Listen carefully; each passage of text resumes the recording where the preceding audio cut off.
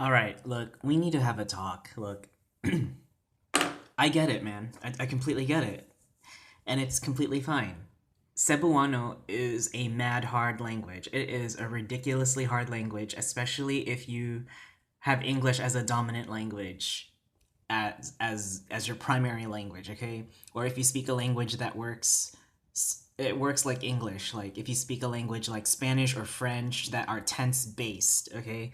And not ergative, absolutive based, okay? So I get it. Like it is a hard language, and I'm not gonna lie. I can see why a lot of people, especially foreigners, struggle to learn this language. And you know what? It's okay. It's fine. It's fine. But here is I really don't want to be the bearer of bad news, but it's only gonna get harder from here. And the the best advice I can give for you right now learning is to buckle up and buckle up that seatbelt because you're in for a bumpy ride. If you don't master the basics, and if you don't have a good grasp of how the basics function, you are gonna struggle real bad. It's a bumpy roller coaster ride ahead, so you better buckle that seatbelt well. All right. Um, anyway, moving on to the verb affixes that we have learned in the past, and this is just a review video. Okay, I'm not gonna explain it because yeah, you should already have a grasp or an understanding of this, how it works. So the first set of verb affixes that we're gonna use that conjugate the verbs in the actor focus, right? They commonly use that absolutive the absolutive and the ang family of markers kind of deal, okay?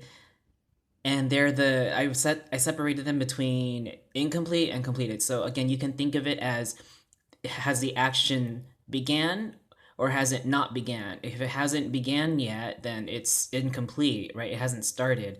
But if the action already started, then it already is, like, I guess you can say complete or still ongoing until it's going to reach its completed state. That's how I look at the verbs. I don't look at these verbs through tense, okay? And you should look at the verbs through their aspect, not tense, because it's going to confuse you, right? Remember how we first talked about nag and mag, right? Nag and mag. And there's ga right there, right? Ga is the same as nag, but it is the colloquial form, okay? You won't hear it in formal speeches, but out in the streets, heck yeah, you'll hear ga, okay? Um, my family doesn't use ga. I mean, we speak pretty normally. I I I assume we speak normally. At least my mom does. Um, I seldom hear ga when I speak with my family. So again, ga is probably like from people that are just out in the streets, a lower socioeconomic status, the less educated, those kind of less privileged people. I'm sorry, but hey man, that's reality for you. There's also naga and maga, which are considered a little more polite, formal, right? Um, they function the same way.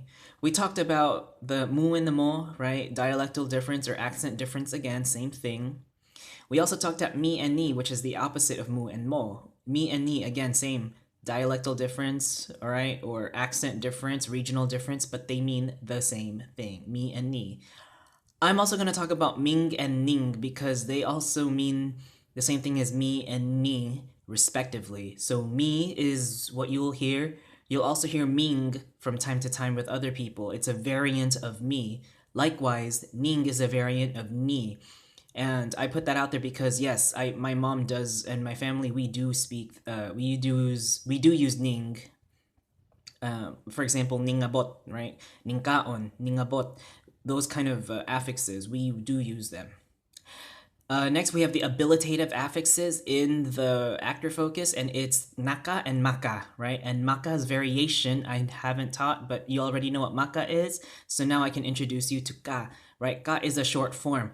Similar to how ga is a short form of nag, ka is a short form of maka, okay? Again, ga is very informal, colloquial. You won't hear it in a formal setting or a speech, all right? It's more like a little slang out in the streets again.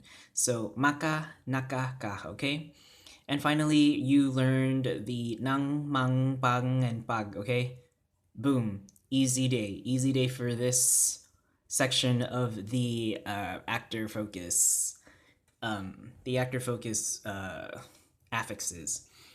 Moving on, okay, so now we have a little change here, change up in the game with the other two focuses now. So the other two focuses that I talked about were the object and the circumstantial, or sometimes people call it a location focus, but we'll get to that later. So the first one, this object focus, right? We look at the object now. So it's expressed in ergative, the ergative the ergative set of families, right? So that we're talking about the og and the sa family of markers, right? Ergative, the ergative pronouns versus the absolutive, right? So we're looking at that kind of perspective now.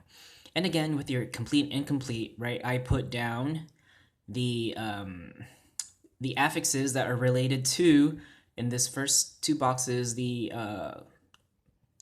objective, the object focus not markers, but the affixes, right? So we have E for the incomplete side. We have E.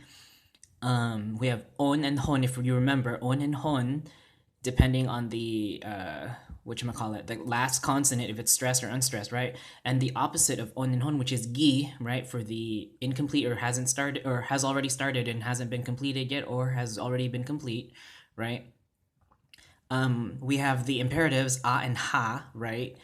And as well as our abilitatives in this focus. So we have na for complete and ma for incomplete. And that's the simple one for the object focus. And down here is even a more simpler one. It's the circumstantial or location. Why do they call it location? Because again, it's showing transference, right? Benefiting or transference of something to another. But I like to refer to it as a circumstantial focus because it kind of reminds me of the circumstantial voice, right?